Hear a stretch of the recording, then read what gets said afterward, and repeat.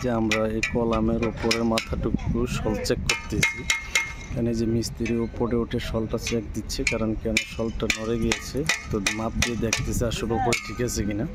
যদি উপরের নিচে ঠিক থাকে তাহলে আমাদের কলাম সোজা থাকবে। আপনারা অবশ্যই কলাম করার আগে এই জিনিসটা মাথায় রাখতে হবে যেন আমাদের কলামের শলটা আপনারা একটু চেক দিয়ে নেবেন, না হলে কলাম আঁকা বাঁকা হওয়ার সম্ভাবনা থাকে। যার কারণে যে আমরা ইটা দিয়ে একটা শল ঝুলিয়ে নিয়েছি। এই যে নিচে আমাদের এই ইটা দেওয়ার কারণে একটা ভারী জিনিস যদি আপনি না ঝুলিয়ে নেন তাহলে দেখা যাচ্ছে যে আপনার যে শলটা ঠিক থাকবে না। যার কারণে একটা ভারী একটা কিছু নিয়ে আপনার শলটা ঠিক করতে হবে। এই যে মিস্ত্রির উপরে শল রেডি করেছে, এখন আমরা এই যে চেক দিব। এই যে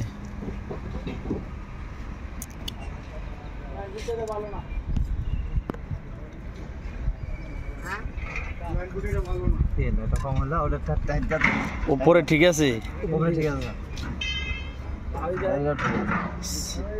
হ্যাঁ এটা টাইট দিয়ে দিকে টাইট দাও, টানবো টানো লুজ দে।